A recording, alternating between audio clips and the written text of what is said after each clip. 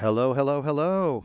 Great to see so many people come out tonight on a rainy, hopefully last rainy night of Southern California. Great to see so many of you here. My name is Mark Sperling. I am the co-founder of Group Y, and I'll talk to you a little bit about that. But real quick, how many of you are LCAD students here in the house? There we go. How many alumni? All right. Everybody else, we know who you are. So welcome. This is our first event that we're doing together with LCAD. It's terrific. I've been part of the LCAD family for a number of years now, helping out, reviewing a lot of the senior theses and things like that. So there's some very familiar faces here, and it's great to see you all. So real quick, we have a big night ahead of us. We have a lot of people speaking, a lot of insights and education. So hopefully you guys are ready to take it all in. And I'll jump right into it. So if any of you are not familiar with Group Y, this is us. We started back in 2006. I know some of you were probably only 5 years old or less. That makes me really old. And so we started off as just like a collective of a number of us that were in the action sports and entertainment industry and kind of getting together month to month, helping each other out. Over the years, we've kind of progressed. We've done now over 250 events. We've had over 830 plus speakers, and we have over 100 hours of videos that you guys can watch of all these different speakers. We also have a number of different platforms besides our main website, groupy.co. We also have industry resource. So if any of you are launching your own companies, it's a great place for you to kind of learn how to grow. And then we also have authenticity.co. If you ever want to know how to trademark a word, come to me. It took me 8 years to trademark that. So this is a great platform where we talk about what authenticity means, both from a personal side, but also from a brand side. And then we also have a thing called the Authenticity 500, where it ranks all the different brands that you use on a daily basis based upon what people feel makes them authentic in a number of different ways. And these are all some of the speakers that we've had over the years. So again, it's anywhere from a who's who in the music, fashion, entertainment, anywhere from Virgil, rest in peace, to a lot of the big names, Gary B, Tony Hawk, and a number of others. And then these are some of our past events. We've produced a number of different talks for the Agenda Trade Show. We do ComplexCon. Any of you familiar with ComplexCon? So we produce the talks there for that, the conversations. We've worked with Pharrell's team, Something in the Water, Coachella, Red Bull, Adidas, and a number of others. And with that, I'm going to introduce Dana. She'll be coming up here and talking a little bit about LCAD, and then I'll come back up and we'll get with the things. So, thank you all for coming, as Mark said, on unpredictable day in California. I really appreciate seeing all your smiling faces, and I also value each of you so much. And the best part is that, and I think I've said this to you in classes before, you're part of a creative family and a creative community that is really very small. And everywhere you go in the world, you'll make these connections. And I'm very happy to see you all here. And I hope this is a continued event that we do either once or twice a year. The other thing is that I'm always telling you, you never know who you're going to meet or where you're going to meet them. Well, I met Mark like 25 years ago in a very ordinary way, and we've done some extraordinary things together. So you just don't know. So make sure that you put your heart forward, and you're kind to everybody that you meet and greet. And so a little bit more here. So Stephen Brittan, our new leadership, which some of you know and some of you don't, he's making amazing changes at the college, and he's extremely design-centric. He comes from a design background. He's a Harvard-trained architect. So he prepared a little talk. Good evening, all. My name is Steve Brittan, and I am the president of Laguna College of Art and Design. I want to take a minute to share my appreciation and a few thoughts about this event, Igniting Change, Design, Fashion, Innovation. I am unfortunately unable to attend this in person, as I am participating in the Game Developers Conference in San Francisco with LCAD faculty, students, and alumni, which was planned in advance of this event. Igniting Change has been brought especially to the community of Laguna Beach to showcase innovation and disruption in the sports activewear sector in retail and fashion. We are excited to have two extraordinary leaders in the surf performance action lifestyle sector leading this event: CEO Ryan Hitzel at Roark Revival and Jesse White, creative at Whitespace, sharing their ideas and giving us a glimpse into the future of fashion design, materials, and sustainability. This event is not about fashion design in the sports action lifestyle industry in the traditional sense, but a future vision for how we can be inventive and creative in a socially responsible way. We also need to be thinking about changing the mindset of the consumer. What we are exploring here is socially responsible design. This sector is undergoing radical change for the better from a design standpoint and from an environmental and social standpoint. I encourage you all to go to Roark's website to see how they articulate the changes from a linear consumption model to a circular model of sustainable fashion design, moving from mass production, distribution, and disposal and excessive waste to a more sustainable model from better trade practices, safer non-toxic materials, to better waste material management and recycling of fabrics. We are seeing breakthroughs in new, safer materials that are more sustainable.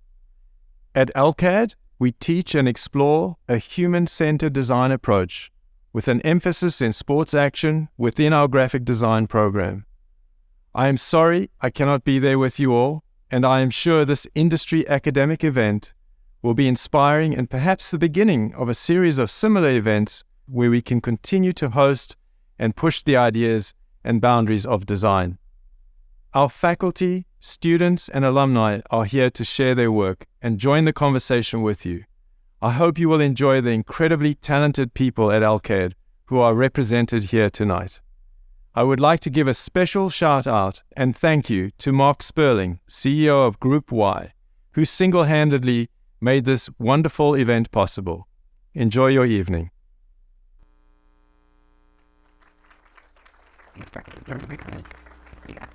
Okay, so here's the very thing I told you all to never do, but too much type on a page. So, and some of the rags are wrong, and I don't think any of the spelling's bad, but I'll tell you. So, I put this up here for a couple reasons.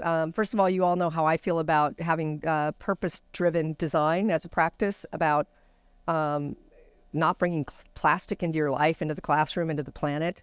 So I'm very much aligned with Stephen and what he had to say, and I think most of our faculty are as well. And for all of you that are working, you understand the value of this conversation. And for all of you that are alive on the planet, you also understand the value of this conversation. So as you become makers and thinkers, wherever you are in the planet and in your career path, you will probably carry that with you forever, and it will be part of your path. So I really value that Stephen and our leadership is motivated in that same direction as great design thinkers are.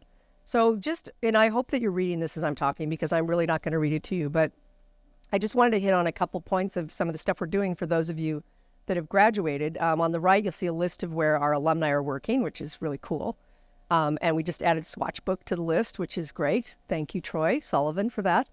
And then we're also, if you aren't aware, we've given a great grant of $100,000 from the Orange County Board of Supervisors. We're redeveloping and rebranding the Orange County John Wayne Airport, right? Mostly we talk about how to get rid of John Wayne, but part of that is that we're really working on how to change the traveler experience in a fresh and sort of new way.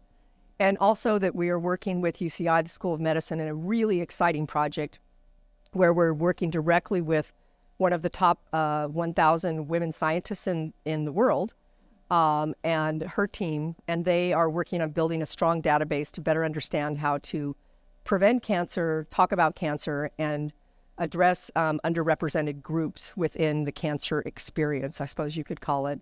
And then you're going to hear from Dan Marriner how they're talking about circularity and sustainability. And then we're just embarking, and students don't even know this, with Tanji University in the next couple weeks to develop some brand experience for a really exciting thing they're going to do at the Orange County Fair this summer, which is sustainable housing. And Shun has brought that project to the program, which is really exciting. Thank you, Shun. And then, of course, we partner with Prana. We have some newly added sewing machines. For those of you that have graduated, you can be a little jealous. We have sewing machines now. And then also we added some Oculus headsets, which Dan is having fun with over at South Campus. And then we also are building a materials library, both a virtual one through Swatchbook and also a physical one. So those are some changes that are on the campus. And then we had a great exhibit for some of you that got to see it. Of course, we did our annual letterpress workshop, which is always fun. And we've done a lot of experimentation with photography with Matt. Matt, of course, is taking students to Joshua Tree, if any of you want to sneak along. You might be able to talk them into letting you join. And then we're going in a couple weeks up to Nike to do the backdoor tour as well as visit other studios. So, some things are new, some things are the same, and all the time we're innovating and looking around corners. So thank you all for being here, and I really appreciate your coming. Thanks everyone for coming.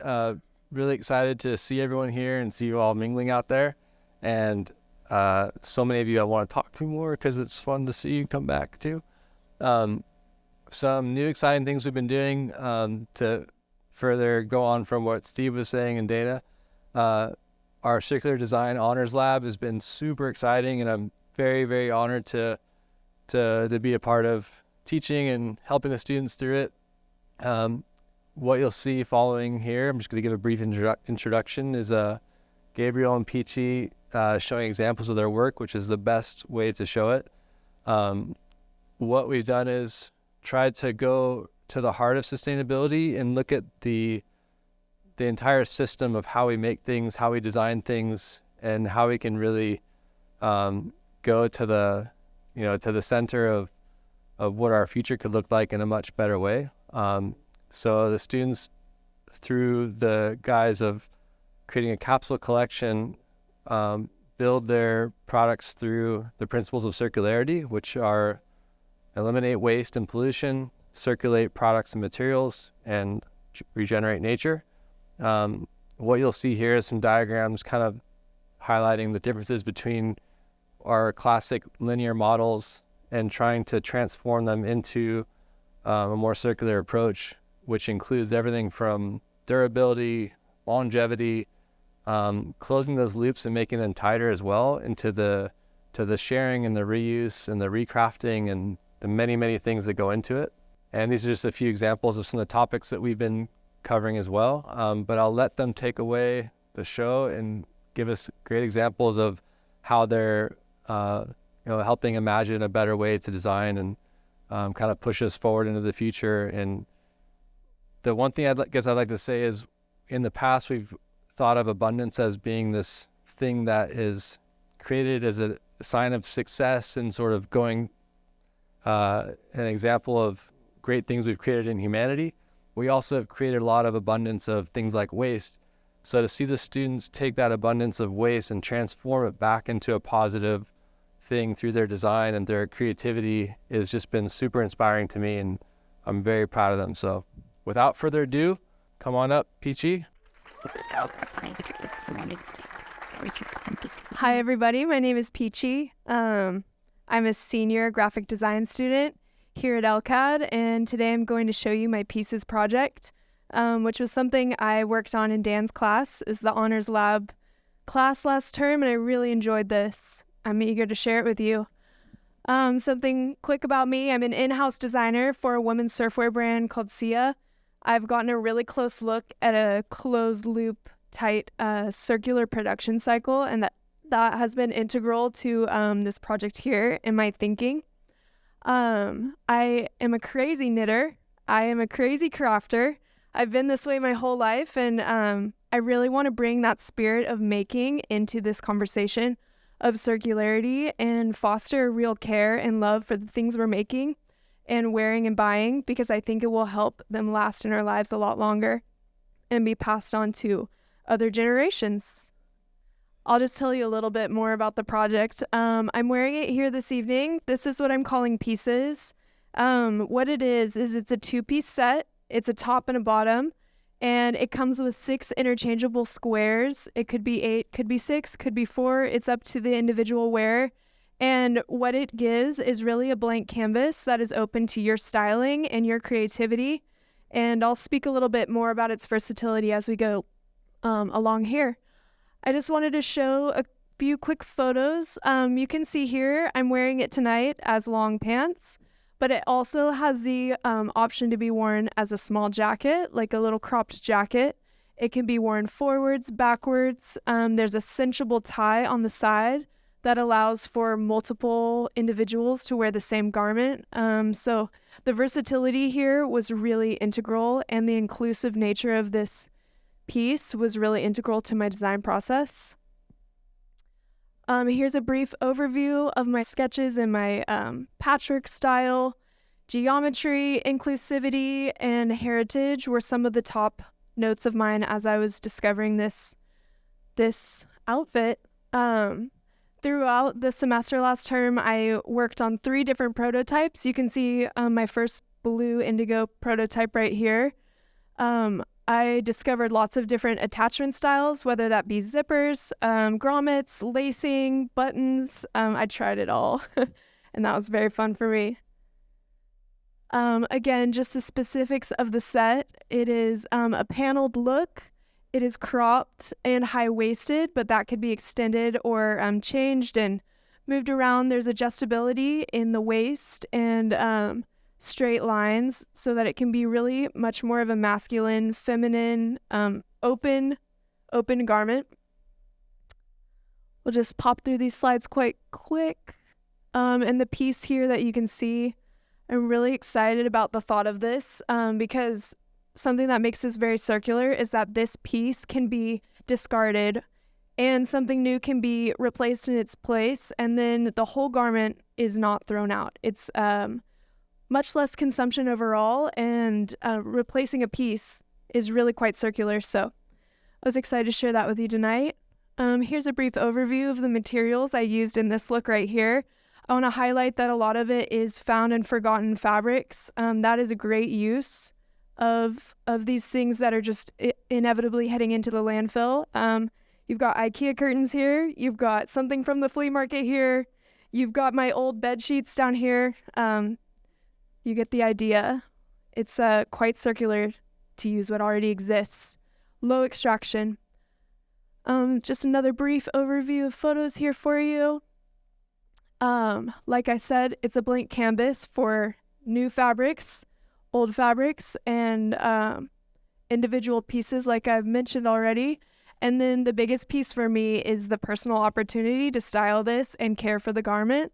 That's something I have gained over my lifetime of making. I just love that there's a story in this piece, and the opportunity for someone else to discover that in their own special way is going to contribute to circularity just by shifting the mindset and helping that story of people and process live on in a slow-made garment. So there's a few extensions to this concept that I'd like to highlight before I'm going to hand it over to Gabe. The Pieces Buyback program would be a way to trade in your square or just the base layer pant or whatever it is, so that the whole garment isn't wasted, but perhaps you want to have something new into the look or it's wear and tear. There's an opportunity to trade that back in. There's a custom materials component to this project that is super exciting to me. Let's say you have a lovely old quilt that is super sentimental to you, and if you were to send that in to us in this concept, we could help to create that for you. And there'll be a little note on that in a second. You may even be able to make it yourself. And I'm also working on expanding this idea into a communal digital space, whether that be through an app or a website where 3D sampling is an option for you to upload some sort of design, your pattern, your fabric, and come up with these different combinations before the garment is created so that you have a greater idea of what you're getting into before the garment is actually made. And like I said, if you are that maker and you've borrowed an LCAD sewing machine and you wanted to make your own look, I wanted to provide that opportunity as it fosters a lot of heritage and love for the things we make. And then another concept, just to turn more waste into a new fabric, we could turn the scraps of these projects into this fun quilted material. And thank you so much. Appreciate it. Thank you. Introducing my good friend Gabe. All right, hi everyone. My name is Gabriel. I also worked on the circularity and design project with Peachie through Dan's class.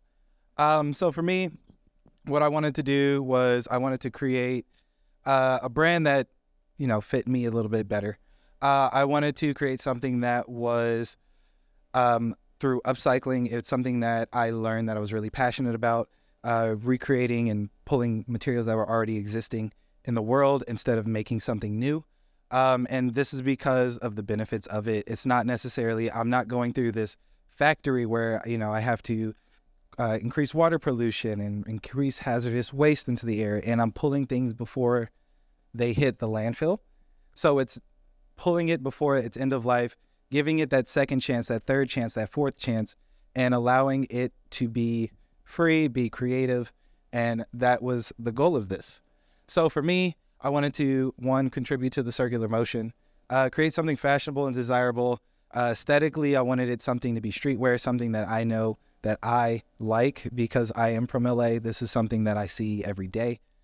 And from there, also create a system through my packaging to have that transaction like Peachie did between the customer and the consumer, or the customer and me, where I get to send back and forth, have repurposed packaging. And this is because from my personal experience, I feel like a lot of the times when you see messages about sustainability and fashion, it doesn't appeal to, one, it doesn't appeal to a lot of men. And on top of that, it doesn't appeal to a lot of Black men. And through streetwear, something that, is appealing to the urban community, you can push for this look that everyone can appreciate, something that everyone can desire, something anyone can create. So for my brand inspiration, these are some brands that are already doing that. It's only a few. 3 that inspired me were Sway Sew Shop out in LA, as well as Reconstruct Studio and OCD Cleaners, which they work through Bodega. They were like my biggest inspiration, especially meeting Isaiah, the owner of it. And I wanted something that was asymmetrical, unconventional, something that was desirable for me, desirable for anyone else, and something that was innovative and allowed anyone to, once again, create it themselves. So how does this fit into that aesthetic of streetwear? Well, this is already what exists in the world. But when you look at a lot of these high-end brands that are doing like these cut and sew pieces, they cost hundreds of dollars. So how do you make that cheaper? How do you make that attainable to anyone? And for anyone who's ever been to a thrift shop, you know that you can get a shirt for $2, $3, $4. And how many of those can you get? How many pieces can you make from that? So that's what my goal for this project was. So we create What a Waste. I wanted it to be something playful, something that stood out in your face, something that had a message behind it, and yet still represented me as a person. Going into the life cycle assessment of it, I wanted to show you guys just a little bit of how my thought process worked for this, how I was pulling secondhand apparel and putting it into that cycle and catching it before its end of life, making my waste as small as possible and giving it that second life, that third life. Same with the packaging, where instead of, I send out a package, it gets thrown away, you can reseal it, you can repurpose it, you can gift it. Honestly, it's up to you. And so for me, these were my concept sketches. I just wanted to see what ways can I put this together. And through digital studies and Photoshop, I decided to buy these 5 shirts. So these are the actual shirts, and see how many outcomes I can come up with, how much waste I can have, and, what does it look like? So these are the Photoshops of it. These were 5. I made like 50. I could have made 300. And, I think I liked every one of them, but I had to make something that was more practical for me, being someone who's never sewn a piece of clothing together before. And the process of it, I had to really go into it. I had to see like, oh, okay, well, if I cut this, how do I do that? If I sew this, how does that work? Oh man, I messed up. Let me restart. And this was the outcome. So as you can see, I am wearing one of the shirts right now. The other shirt is 3 shirts. This one I'm wearing right now is 2. And I really love the fact that it was something that I can do. It's something that you guys can do. It's honestly the most sustainable way, stop making new materials, start using what we already exist. And, yeah. So from there, I just wanted to lastly end this on my packaging. I wanted to make something that was, 1, resealable, and 2, made from post-consumer waste. So this bag, it's a poly bag. It already exists, and it's 50% post-consumer waste, which essentially is trash, 100% recycled content. And it has that dual adhesive strip so that once you tear it once, you can always reseal it. So say I send out a package and it needs to come back to me. That one bag now has 2 lives, and it saves the consumer money because they don't have to buy a new bag just to reship it to me. And on top of that, if they did like the product, which I hope they did, they would be able to keep the bag. They can use it as a trash bag. They can send it to their friends and be like, hey, okay, I have this product, but, I just want to send my friend a gift in Minnesota. So that definitely gives them that option. And then also I wanted to create packaging that stood out for the brand and felt like it was a whole. So thank you guys so much and appreciate it.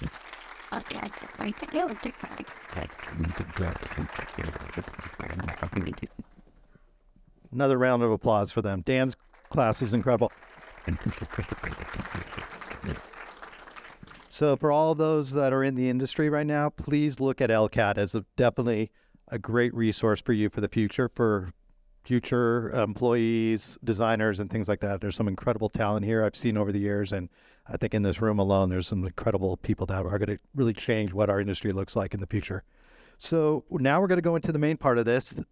We have two great speakers who I've known for a number of years. They both happen to live here in Laguna Beach, so that was kind of nice to have them be a part of this tonight and take a break from their schedule. This first person, Jesse White, if you want to start heading on up here. We have crossed paths over the years, probably since you were a young kid, right? Probably, yeah. Been a while, yeah. And so we've watched each other's careers. He has intersected with culture, brand building, you name it.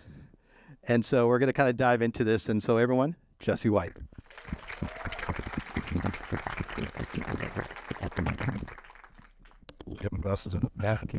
All right. Thanks for that great intro there. Yeah, there we go. All right. So we're going to jump into this. And the first question I want to ask is, tell us a little bit about your early life growing up and how your family's importance in shaping your career. Yeah, absolutely. So I actually have my family here. That's my mom over here in green. Look at that lovely pickleball player. Better watch it on the courts, all y'all at Lang Park. So grew up in Southern California, down in Del Mar. And our family, you know, kind of had just like a rich history with action sports. My dad's a big surfer, mom as well. And through that camaraderie in the sports, grew up skating, surfing, snowboarding, and discovered that it was actually something that we're all very fond at and pretty good at. As you see, there's my family here, and especially my younger brother, who ended up becoming an Olympic snowboarder. You might know him, Shaun White. So we all grew up in this world, right? And what is so fun about it, and the memories we have are so exciting, is that what we've learned from those sports. And it's something that is carried on. And I think we've talked about this many times throughout the trajectory of my career, as well as, you know, various family members and most of the people here. And it's truly being involved in a sport that teaches you to overcome obstacles on your own.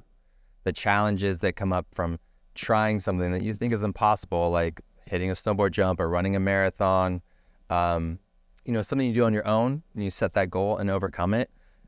It's an incredible experience that lasts throughout a lifetime. And I'm, you know, obviously very thankful for our parents for being very open-minded to letting us hang out at skate parks and come home at all hours of the evening.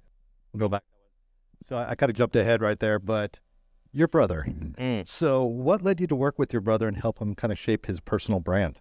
Yeah, so as we were growing up, the older brother grew up snowboarding, unfortunately got injured. And when that injury, I took a life drawing class at my local community college, which if you've taken a life drawing class at a local community college, you understand it's quite an experience.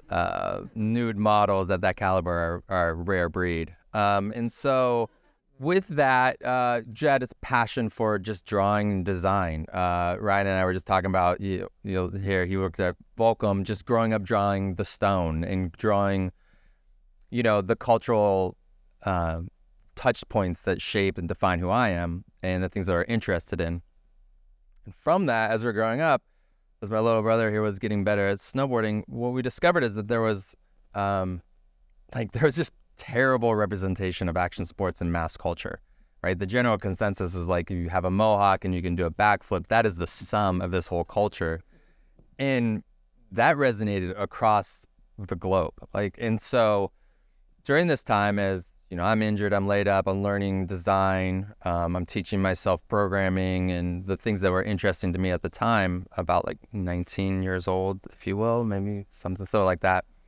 She'd know best because I was on her couch just eating the ice cream all day. It was incredible. I want to go back, actually. So, Sean started receiving these opportunities from Brittan Snowboards, but then a PlayStation, a Target, an AT&T. And at that time, in this world, there wasn't many people that could somehow speak a narrative and understand what mass culture needed, and then also what the representation and authenticity of the action sports. And it's just something that I kind of stumbled into and knew how to do. And so as Sean started receiving more opportunities as an older brother, if you will, kind of stepped in and fulfilled the role, and ended up developing not only a great relationship, but then also a business that we built and grew, not only into sort of a management, but then also a licensing and an advertising agency and an events business as well. The whole package. The whole package. Yeah. Because I'm tired. I'm 28, but I look like I'm 47. So with that, launching several brands, that requires a lot of creativity and innovation. Can you walk us through the process of creating and developing these brand extensions with the products that Sean had as partners? Yeah. So, and this is just an awesome lesson that I think we learned growing up through seeing brands. But, the fundamentals and what we tried to build and what we did build was based around some core characteristics of Sean and what actually we represented as a culture, and then honing those to be able to build extensions into brands for Brittan Snowboards, but also for Ubisoft or Red Bull or Target. So this was actually our very first project together. I started working at Brittan Snowboards on actually the marketing side as a team manager. So I would travel and sponsor kids, and I was a baby too. So I was 23 with a credit card. That was terrible and great.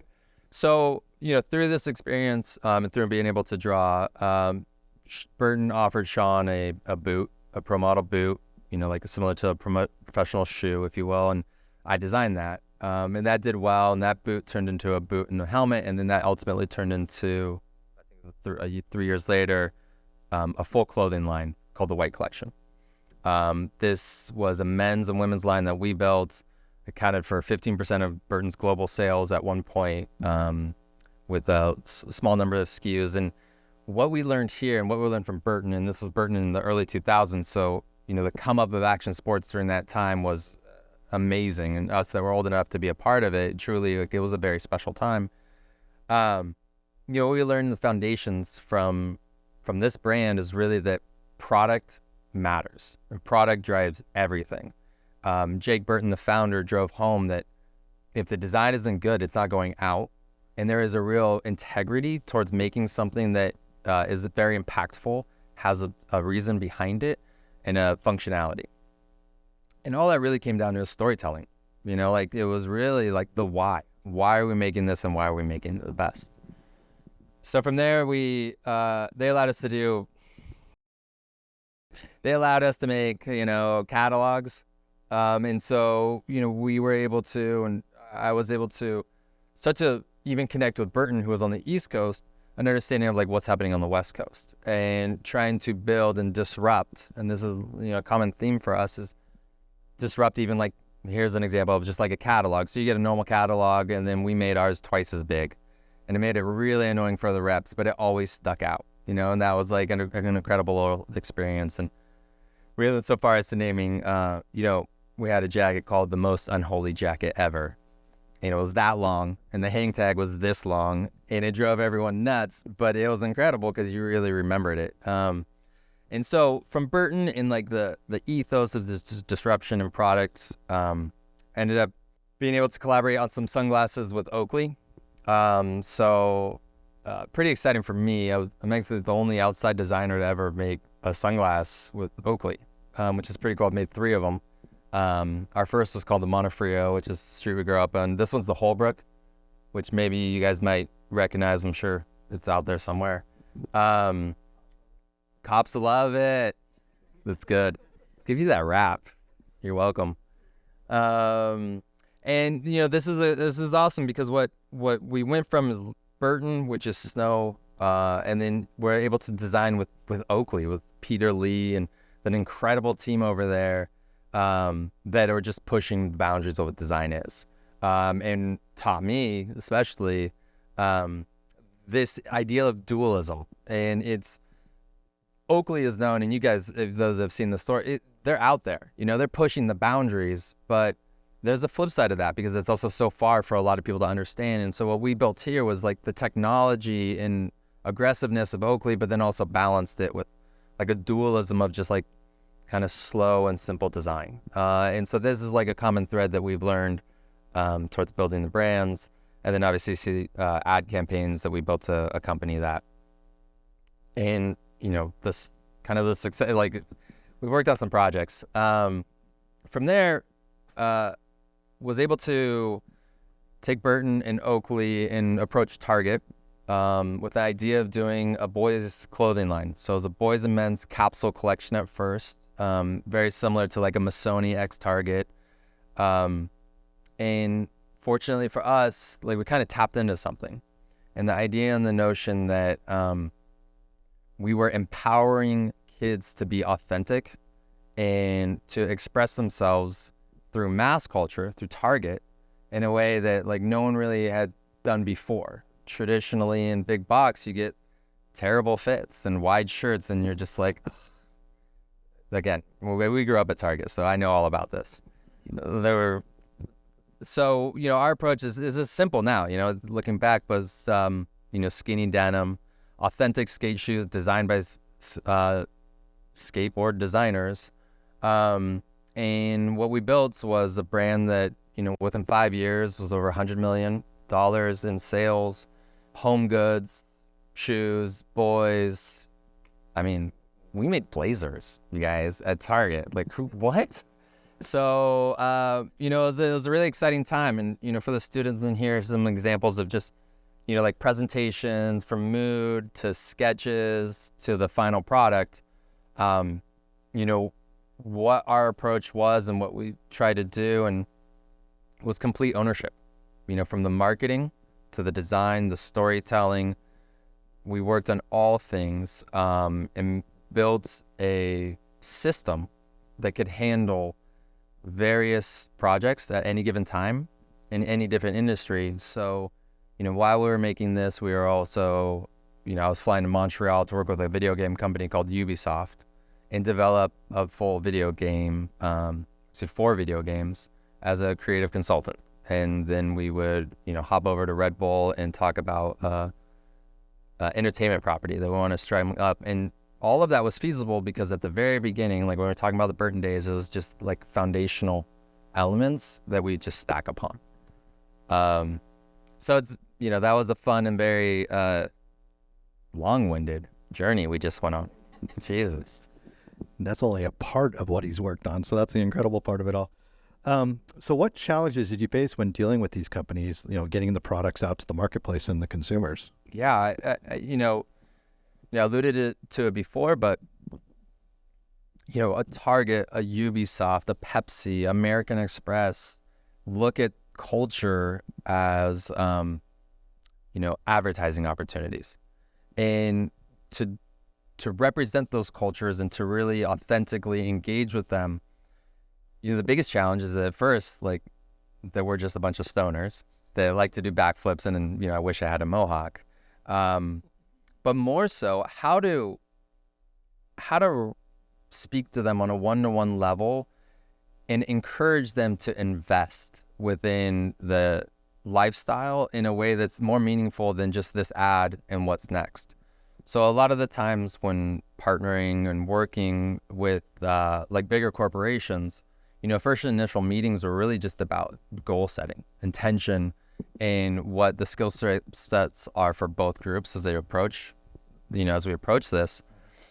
But then also like knowing how to speak the language, knowing how to speak like the marketing language, the design language, and even furthermore, like the business objectives was a skill set that we really honed over the years and served well. I think about design, and we think about design in terms of composition and alignment, balance.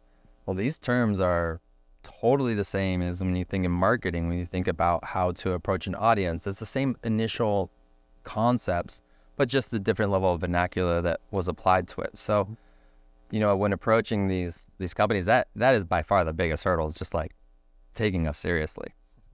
And also, we are in our 20s, so like that's that too, something to deal with. So with the success of Sean's career and his notoriety, I mean, there must have been a number of unique opportunities that were arising in different sectors and industries coming towards you guys. How did you get involved in them? What were they, and which were the ones that interested you the most? Yeah, that's what's so fun, and if any of you get this opportunity to just like work with individuals that, are the leaders of their field, fun stuff comes around. And so a lot of the projects that we loved the most, and me personally, were the ones that were the most, that allowed us the most opportunity for disruption, if you will, that allowed us to really take the realm, take the reins and run with it. So this might sound silly, but like we worked with this tire company called BF Goodrich, right? Like I don't know if you guys are BF Goodrich fans in here. Oh, maybe you are. And so, it's a tire company. And, what was so fun is that they're a tire company. So, like, what are you going to do? And, of course, the initial marketing objective was to engage the youth. And the creative concept from a pretty amazing ad agency was just, like, so stale and so X Games, if you will. And what we were able to do is completely flip it. So taking Sean as this like extreme skateboarder that's the best at everything and turn him into maybe the worst race car driver of all time, which is actually totally true. And my mom here will attest that he's crashed everything and everything under the sun. Terrible driver, great at doing backflips. But that was just like one of those fun projects where we got to work with an incredible agency, some money and power behind us, and created a campaign that was actually like great. It was, Sean needs to learn how to drive, and we were able to create a content series that, crashed Michelin, which is BF Goodrich Tire's parent company, like just crashed their website for a full week with just content views. The idea and notion that this tire company could be fun and engaging when given the opportunity to work with people that aren't from that world, that were looking to disrupt it, was just, it's a fun, exciting thing to do. And ultimately those are the projects that we look back on and we're so proud of. That's great. So the next chapter of your life, when did you and Sean both decide to go out on your own and launch Whitespace? Yeah, so Whitespace is a new snowboard company that we launched this year in partnership with backcountry.com. And the idea and notion here is that we grew up in these sports. Like, this means something to us, far beyond, just getting on the slopes. I was talking at the very beginning here. It's just like, there's a level of empowerment that it provides people. And this is something that we want to give. And you don't even have to get on the slopes. Like, our job and our goal really is to, look at this almost from like a mental health perspective, and like this idea that you can empower yourself and try things that are new and different. And so when we've, been in snowboarding and in the business of snowboarding for over 20 years, the thing that was always very frustrating, I think, for us is just like, we've always wanted to try something different. And for us, different is like, we grew up in San Diego. I didn't grow up in the mountains. Like, this lifestyle and the notion of like being in the woods is maybe something that doesn't resonate with us necessarily. And I think there's a lot of people like us out there. And so what we're trying to do is take a whole new approach. There's still some hurdles to get over, but an idea of, how to just try to be different in this kind of crowded space. And so Whitespace at its essence is, and Peachie said it earlier, like, it's a blank canvas. It's this idea and this notion that, like, when you're standing on the mountain, when you're standing in front of your closet, when you're just standing in front of your bare room, thinking about furniture, like, it's yours. It's yours to create. It's yours to make. It's yours to own. And we love that. Both Sean and myself have been just very different in this space. And so, You see kind of the advertising, like we're taking a different look. Like we know what North Face will do, what Patagonia will do. Our job is just to not do that. And I think we'll be okay. And I think a lot of people feel the same way. And so the idea of, looking at the roadmap of snowboarding and the idea of encouraging others to get out there has just been so pervasive in our life that we just felt like it was a perfect time to start something new. So I'm the creative side for the business. I work in a shed in South Laguna if you guys ever want to come down. Great Wi-Fi, but not in the mornings.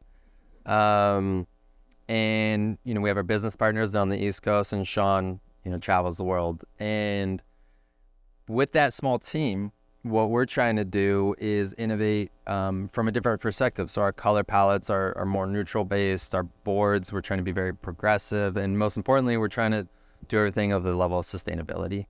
I think that may even be a question. Am I already jumping in? Oh, you've already jumped 2 questions ahead. This is perfect. But yeah, jump into that. Yeah, it's fascinating. I stopped this side journey we're going to go on. Sean and I actually stopped working together for almost a decade. And during that period of time, I walked away from a pencil, from paper, from drawing, from being creative altogether, and taught myself a totally different industry, a totally different field. And only quite recently got back into design, maybe within the last year and a half. And when I came back, I was like, oh my gosh, this is going to be the most different world. There's robots making our clothing? What is happening? But the reality is honestly, not a whole lot had changed. And it was kind of shocking. And so as I was jumping back into it, I think the biggest progressive insights that I discovered were that a lot of the opportunities, especially with outdoor fashion, to be sustainable and to think about changes, to think about the development process and the multiple steps it takes to make a product. So it's, you draw it, you send it to the manufacturer. They might be sustainable, but they're shipping it back. You're shipping it back. There's all these steps. And what I found to be most fascinating is the use of 3D. So 3D programs to reduce development steps, 3D design as well for molds and stuff. And ultimately where that comes to is a reduction in the steps of the process, which I thought was great. And so we've invested in that. We just signed a deal with a new production partner that is leading the field for that. Because outside of that, the sad truth is for outdoor, it's the next steps are going to be the secondhand market, but the steps to get there is it's slow, it's very slow. So looking ahead, what are some of the new exciting designs, innovation projects that we can expect out of Whitespace in the coming years? Get ready.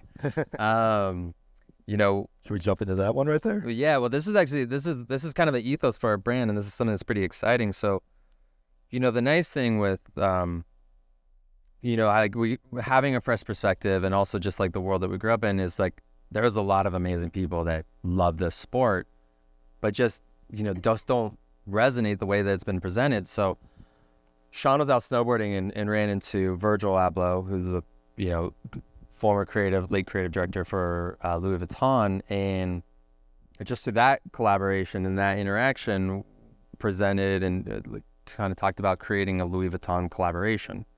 So I was able to work with the Louis Vuitton team there. For us, the idea of this all happened around the launch of our brand.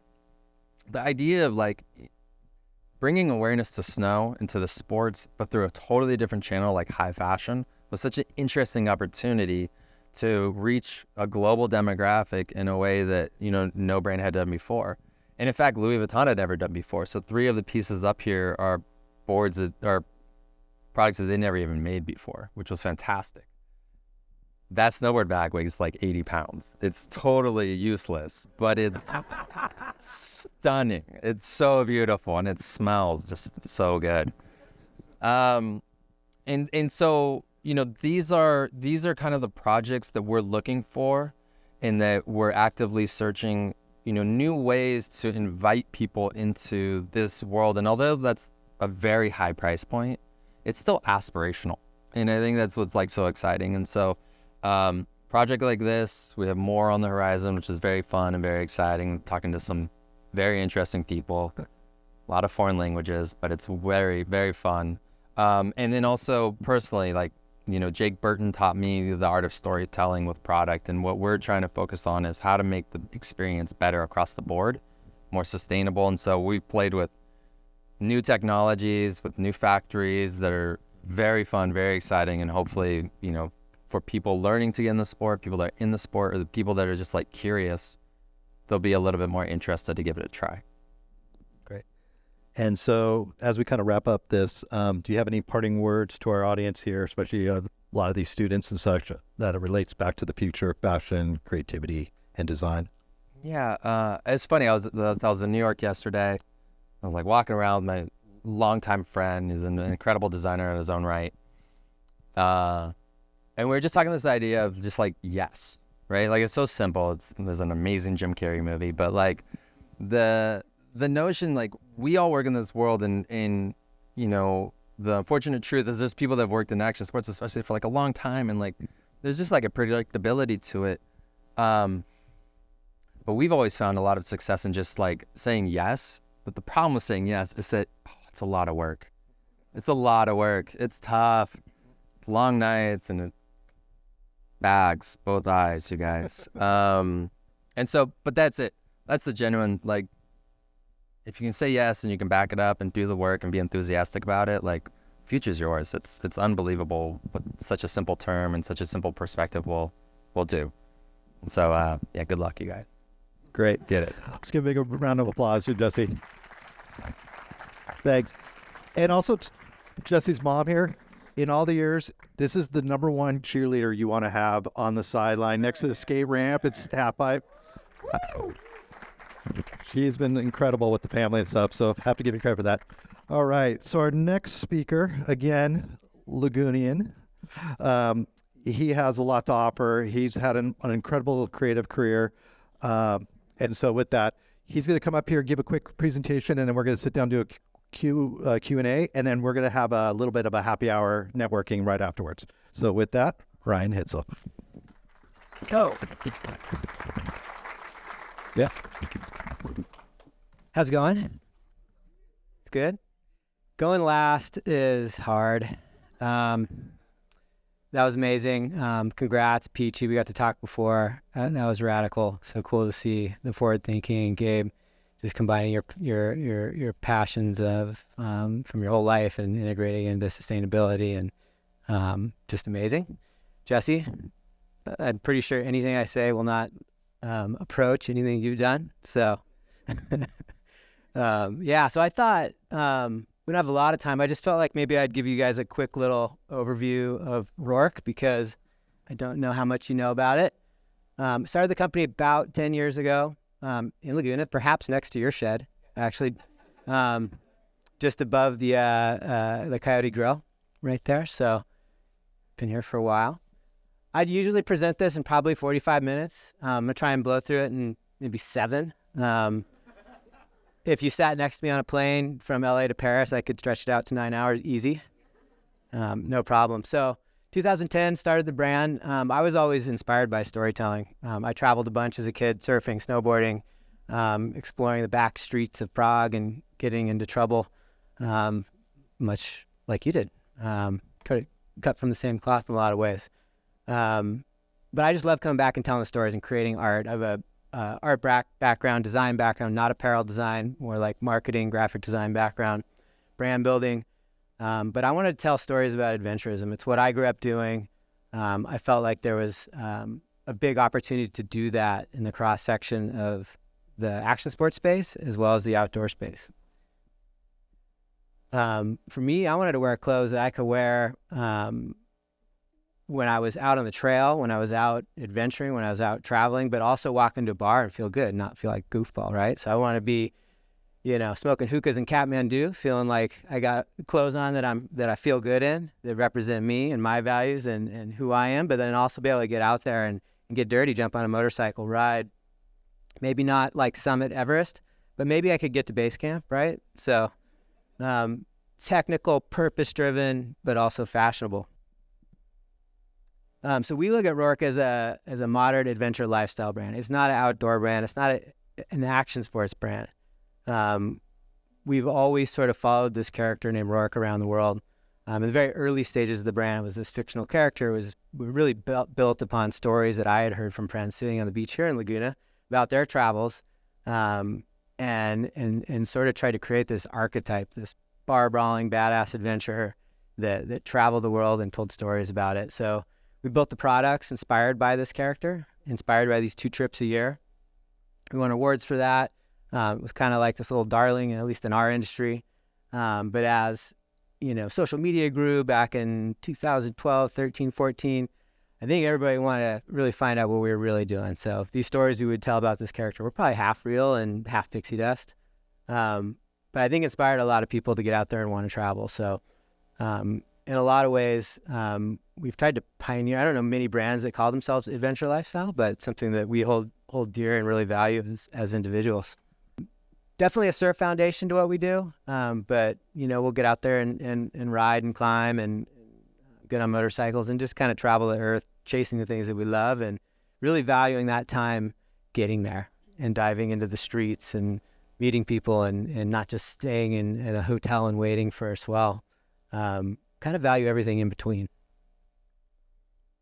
So if you look at our mission statement internally, we really are aiming to empower consumers to discover themselves on the road less traveled. So we do that in a lot of ways. I think a lot of us travel to kind of find those missing pieces. Some of us have many, maybe like myself. It's taken 25 years to put those pieces together and arrive back at home. But I think we all, can discover bits and pieces about who we want to be, who we are on the road. So that's something we really focus on. We try and incorporate that into our stores, this spirit of discovery. Try and incorporate it, obviously, into our apparel. It's inspired by the places we go and the travels. We just launched women's, super stoked on that. 10 years in, we launched it in November. So right now we have a men's line, we have a women's line, and we have a trail running line called Run Amok, which has been really, really exciting. And I'll get into sustainability, but all a very, very big part of what we do. So like I said, we're really striving to create gear that can work in the Alps, but is fashionable in the bar in Paris. So talked about that earlier. It's a lot of durable clothes.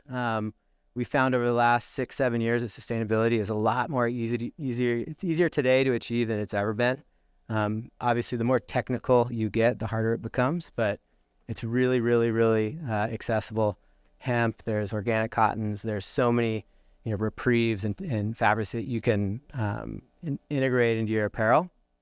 You got to do it at an early stage.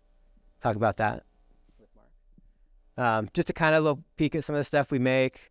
It's a lot of jackets, a lot of kind of, I wouldn't say outerwear, but functional apparel that we try not to compromise style. We try and make it expressive. Sort of examples here of how we've incorporated the destinations into the product from Hong Kong to Montana. So we look, like I was saying, seasonally, going places and diving into culture, and really being inspired by local makers, local textiles, local print patterns, conversations at the bar, anywhere, to really try and build product that starts conversations, that tells a story. I think that's really important in apparel making. It's really easy to stitch clothes together, but it is harder to tell a story. You've got to have a POV, so that's something we're really, really focused on. This is a collaboration we did with Wrangler. We went up to the Continental Divide into Montana and Wyoming. So the women's is really the same thing. It's all female-led. That was a big deal for us, we've been a very manly company over the last 8-9 years. And so we were waiting for the right opportunity to do this because women's apparel is much harder than men's. Fashion trends move way faster, fit's way more important, much more critical. And making clothes is really hard. I mean, you guys are sewing stuff, you're figuring this out. It's really hard. Imagine how much effort it takes to build 15 garments by hand and then throw it into 20,000, right? 20,000 pieces made by a group of maybe 15, 20 people. What if they have a bad day? What if they're angry? What if something happened in their lives? What if they're hungover, right? Maybe not at Louis Vuitton. And I don't know if it's happening down there. But it's really hard to do consistently. So we finally got to a place where we felt comfortable doing it, and we just launched that, and it really follows the same ethos. And I think in a lot of ways is going to lead the men's. because it is a lot more progressive. Some sneak peeks into this is the first collection that was launched in November, and it was inspired by a trip down to New Zealand, working with local Maori artists on prints like this, and then getting into a lot of our kind of standards, open roads, open minds, and jackets and insulation. Heedy, that just launched just now. And then the trail running's been really, really exciting. This was like a crazy, sorry to borrow, Whitespace in the market. There's all these big brands that have been building running apparel for a long time. Very well built, very functional, very purposeful, but definitely lack style. Definitely lack a POV in general. And if there is a POV, it is not yours. Definitely not yours. Definitely not mine.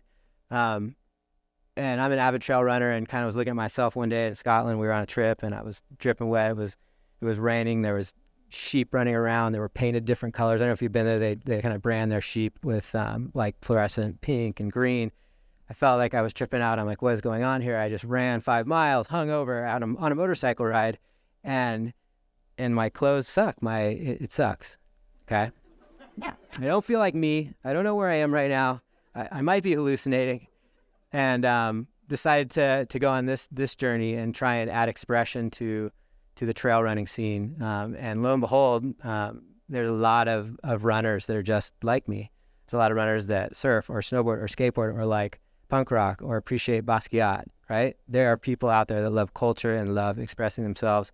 So this has been, it's hard to compare it to the women, because I think they're both very important. But for me as a graphic designer, this is really added life to, I think, the way our design team looks at product design, and our graphic designers and printmakers look at print, and applying them to really, really technical fabrics, micro perforations that are built with dissolvable threads and other sources. So this has been really cool.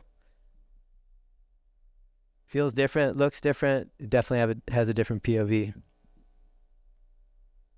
The guy's running in the mountains of Oaxaca. Almost done. So we have, we're distributed all over the world. We have a giant wholesale, what is that, giant? Solid wholesale business globally.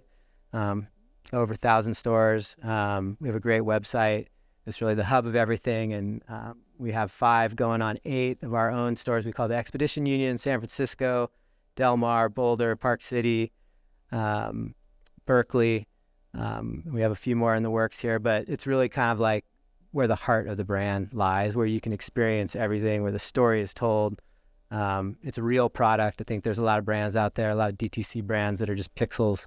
And Jesse talked about them somebody talked about it for a minute. There's a lot of brands that have grown fast, and it's really nice now, I think, to have your product in the world in real places as well as online. Obviously, we're not slipping there, but these stores are really cool, and it allows us to tell our story.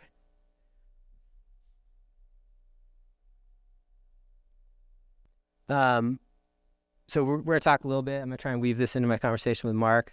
It's a concept of cultural circularity. We were talking about circularity and with sustainability earlier, and we're really trying to drive this concept of cultural circularity internally.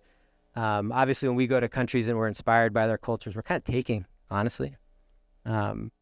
And we do so with the hopes that we're inspiring people and our consumers to go back to these places and learn more and experience what we have. But ultimately, we try and give back. We've done a lot of different programs, socially, environmentally, humanitarian causes. This is an example of doing a Waves for Water program in Java. It's one of our ambassadors, Jamie Thomas, testing the water. And sustainability. It's a big part of this cultural circularity we're trying to connect, trying to really complete the circle internally. Roark is actually, as of today, 40% sustainable. And in the next 3 to 4 months, you'll find 50% of the brand is sustainable. About 5 to 7% of the brand is fair trade, which is another really cool way to take care of the labor in third world countries. This is a really challenging process, and we'll get into it, but it's something that has to start. Like if you care about this, you'll read a lot about corporations that are creating committees internally, these sort of corporate structures, but it really has to be the heart of what you value. because it's challenging, and it has, as a designer, it has to start in stage one. It can't come at the end. It like defines the process. And I think I really saw that in your guys' work, and your setups were great. So epic. All right, that was it. The 9-hour version is probably why my family's not here. They've heard it many times. I'm surprised you're here, Chris and Shane. All right. So we're going to jump into a couple of the key things that he talked about. And so, again, hopefully you can stay around just for a few minutes afterwards so if anyone has any questions for you. He's running off to an event tomorrow where he's going to be running with a team to Las Vegas. So we're appreciative he's here tonight with us. I'll be driving the van, but Yeah. I'll be awake for 37 hours. All right. So you talked a little bit about storytelling, how it's key and crucial with you guys. How do you choose those themes, and what is the role that storytelling plays in the overall brand experience? Yeah, I mean, I think that's why I started the company myself. I touched on it earlier, but I think anyone can really go out and make product. And in fact, most products that are out there, from an apparel point of view, consumer goods, there really isn't a story. I think being product centric is very important. I think Roark maybe started a little bit more marketing heavy. That was my background. I did not know how to make clothes. I knew how to embellish them and tell stories about them. So I started there, and it felt, to me that in both the action sports industry and the outdoor industry, they'd really grown. This is like 2010. They were publicly traded. They had really blown themselves out. And I think, Jesse spoke about that. There's this sort of corporate mentality and how it looks at action sports. And I think that really infiltrated a lot of the authentic action sports brands that were founded in the 70s and 80s and that were awesome for a long time, but they just got too big. So I saw a void personally of authentic storytelling, especially when it came to adventurism and the things that made this, the sport of surfing, the sport of snowboarding, so important in our lives.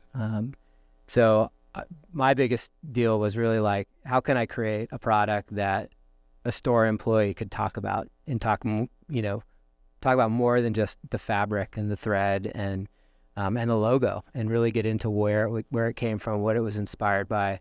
And at this point, that's grown into sustainability and other conversations that are arguably more important than what bar you were inspired by in Kathmandu. So I don't know. I've always probably, as a creative thinker, valued how you get from point A to point B, and it's very apparent, I think, in all creative works, whether it be movies or apparel, when there isn't a story, when there isn't a POV, when nobody understands the plot, when they don't understand the characters of the brand. So, yeah, that was always kind of the central point of emphasis for me. And when I'm looking at work that we're creating, I'm always trying to push the team to find a story. If they're designing a graphic for a T-shirt, it's like, well, what does this mean? Where's it coming from? Is it just shapes? Not everything has to have meaning all the time. It kind of gets a little heavy, but I think where you can find storytelling and meaning and concepts, it's really important. Keeps you on the rails, really, is the Definitely, for sure. So the brand has like a unique design aesthetic and an identity. How did you develop this style, and what was the role that innovation played in your creative process?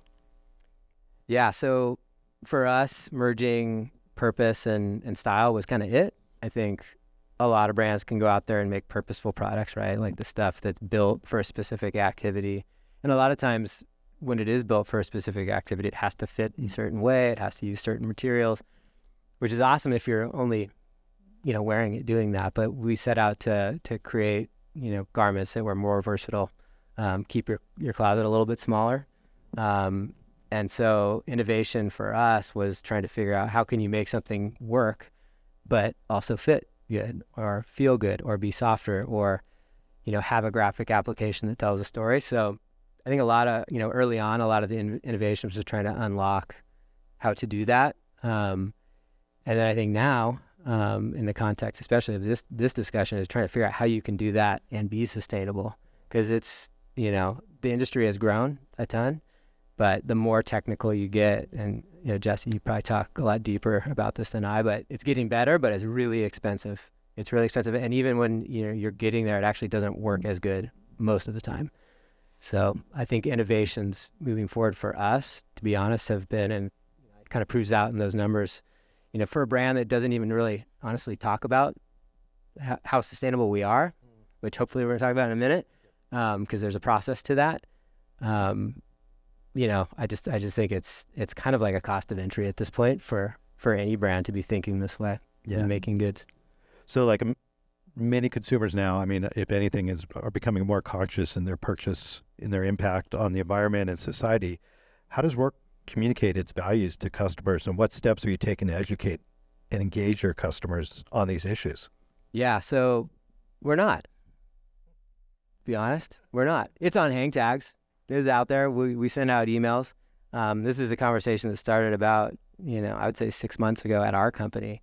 And I think for a long time, myself as a leader and being a smaller brand and then now kind of graduating into that next stage, I kind of figured everybody had the same values I did. And, I'm out there running to Vegas. I'm traveling, all over the world and doing all these things because I love it. And I'm passionate about it. And it's why I started the company. But I think it's maybe about a year ago, I kind of snapped to, and we have, 5 times the employees that we did, that maybe not everybody knows about what my values are, and Shane's our art director, Shane. He's sort of new to the company. It's been about a year and a half or so. And I think we started talking about it, and it was really clear to me that I don't know that everybody knows our values. So been working on this program, this cultural circularity program, which is trying to address that. And for me, so just give you the short story on what I view that as. So you can't put product out in the market that expresses your values if you don't have people that live up to them. You can't even hire people that are passionate about those values if you're not making product and not expressing. So it's like this circle that it just can't complete itself. There's all these gaps. So we're working right now to redefine our values and tattoo them on our skin. And we're going through that process. And I think it's the first step, is really establishing these hardcore values that are immovable. We put everything up against them. And you could start to imagine what they're going to be, being an outdoor brand that loves the environment, that loves culture, and that values those things at the core, and also believes in making great garments that last a long time and that are functional and versatile. So we're going to establish those together as a team. And I think that's the first step in our brand and our employees actually establishing a culture. I think we have a culture right now, but it sometimes feels like it's like the ground is moving a little bit. So that I think is the first step, is creating this culture that's based on hardcore values that are what we're passionate about and what we love, and that are immovable, completely immovable. And then I think we can start making more garments that are meaningful and ladder up to those values, and then we can market them, and we can attract more and more consumers that also believe in those values. So once we can put those 3 or 4 things together, I think we'll have a complete circle. So yeah, we've been putting it on hang tags. We're actually doing it. The brand traditionally has been a little bit complicated, chasing a fictional character around the world. So I just always felt like it was the right thing to do, and it was something that was part of my value set, but we did not market it. I felt like there was other brands like Patagonia that were just doing it so well, and it was their thing, and I didn't want it to be our thing. And when I say it's their thing, it's not a bad thing. It's a fucking awesome thing. I really respect it, but I didn't want, at that point, I just had other things I was trying to communicate. So yeah, it's become a super important part of what we're doing. And, I think we can be more than 50% sustainable and fair trade. But in order to complete the circle, we have some work to do internally. That's great. Definitely looking forward to seeing all that kind of transpire over the next few years there. Yeah. So with the pandemic now has a significant impact on so many different industries, especially the outdoor and fashion industry. How has Roark adapted to the challenges now in this kind of like post-pandemic world, and where do you see like the industry moving forward with that? Yeah, it's an interesting question. I'm not sure if I know exactly where it's going, but for us, we kind of just doubled down. I think we doubled down on who we were. We've kind of been the same brand, better or for worse, for the last 10 years. It's definitely evolved. I think all plots and storylines of great novels or movies or brands evolve over time. But going back to those values and the things that are sort of our brand tenets, and the storytelling and this model of going to new places and trying to share that via apparel and storytelling, we kind of just stuck to that. We had a trip planned to Morocco that we could not go on. That was a shocker. It's the first time that had happened, so we had to kind of go out and source stories from friends and tell that. So we kind of looked inward a little bit and also said, hey, this is all the stuff we've been doing is pretty exotic, and definitely inspirational, but not always relatable to everybody. So we kind of, I'd say the only tweak we really did with the whole thing was just try and feel a little bit more local at times and tell more stories that were happening in our backyard. Still try and find sort of an off the beaten path storyline within them and POV, but that was probably the biggest change that we made. It definitely made us think about profitability and how we run the business and being more efficient. But yeah, I mean, we kind of just stuck to our guns and it worked. I think there's been a lot of like volatile and crazy growth for a lot of brands over the last 3 or 4 years, and we've been lucky to sustain it. And yeah, that's kind of how I am, probably to a fault. just keep going, head down. So I do think, going back to the values, we kind of did look inward at that time 3 years ago and start to ask ourselves what they were, and just charged ahead. So looking to the future, I think the one thing though, and we both kind of talked about it, sorry. I do think, correct myself, I do think authenticity, and it's kind of a weird word. You trademarked it. Smart. I promise I won't charge you for it. Okay. Yeah. But I do think it got a little wily over the last 3 years. I think there was like an ability to communicate in broad ways, very, very fast, all over the world through social media, and whether that was through ads or through organic. And I feel like it became too easy in a lot of ways, and it's hard. It's a double-edged sword. Like, it's awesome that anybody could start anything. I think the democratization of ideas and being able to communicate is great, and we should keep going down that path. But I do think that the world is starting to kind of sort through the brands that really care, and the companies that make great product, and the companies that are just doing it to make money and to make that money fast and move on to the next thing. I do think whether you're 20 or 60, I think the jig is up a little bit. And I think over the next 3 to 5 years, I think you're going to see consumers investing in things that they really, really value. And I do think that's for a lot of reasons over COVID. And you could probably, you've probably had talks about this, but I think as individuals, we are really focused on things we value, and it's hard to value things that aren't authentic or that don't work, or that are cheap, or they're profiteering or greenwash. So I think I'm optimistic that the great brands that are out there and the great products are going to cut through. I totally agree with you 100% on that. So now looking to the future, what exciting developments can we expect from Roark in the coming years? And how do you plan to continue kind of changing this industry as it's moving forward? Because you guys have done such an incredible job differentiating yourselves from other brands. Yeah, I mean, for me, it's pretty simple. We kind of shared it. I think, to be able to put the women's business as a lead part of our passion set, and try and really amplify the female voice in adventurism and travel. I think that's the biggest challenge. And not a challenge because it's not happening. It's happening all over the place, but just a challenge to cut through and present that to the world. I think that's probably the biggest opportunity as a brand and as a business, but definitely as a brand. I think there's a lot of women out there that have been looking for something different, and I think it just, for me, is just more inclusive and opens up the spectrum of what we can talk about. So I'm looking forward to that. I think on the on the cultural side, and I actually think this is the biggest. We've been talking about it a lot internally. I think the cultural circularity concept is sort of the biggest thing that we will conquer over the next 3 to 5 years as a company. And I hope more companies sort of look at that model and dive in and don't just give things like sustainability and even authenticity lip service, and really value them and put their money where their mouth is. So to wrap this up, any last words you want to give, especially with a lot of the students that we have here, about kind of tonight's theme? Anything in particular? Yeah, I mean, I studied fine art in college, and I don't think I knew that I was going to get into it. it's such a challenging field, but it's one of those challenging fields that the rewards are just so epic. And I've been going to work, I mean, really since I graduated, I went to UC Santa Cruz, and out of school, I started working at Volcom, and that was at a beautiful time for that brand where there probably was cultural circularity happening without even knowing it. Like, it was effortless. The banana suits.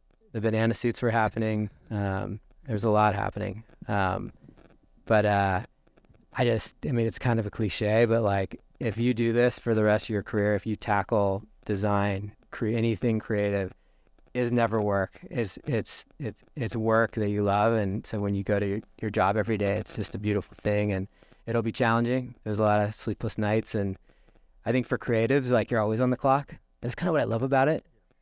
I don't know if my wife and kids love that about me, but I'm always on the clock. I'm always like, you're always inspired. You're always seeking. You're always looking for something new and trying to express yourself, which I think is a beautiful thing. So, and it's whatever you guys are studying, just don't give up when you graduate and you seek that first gig.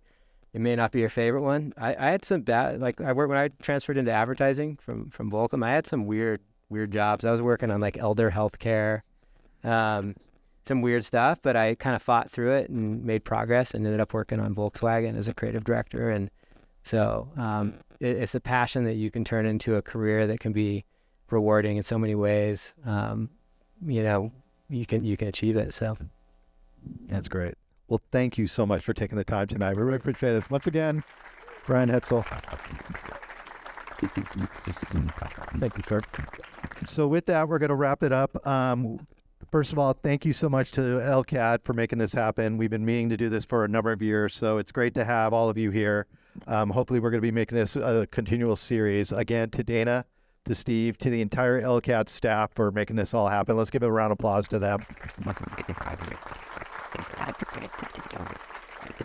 Also to the Festival of Arts, thank you so much for allowing us to be here, and their incredible staff here too. So love the grounds here, so really appreciate it.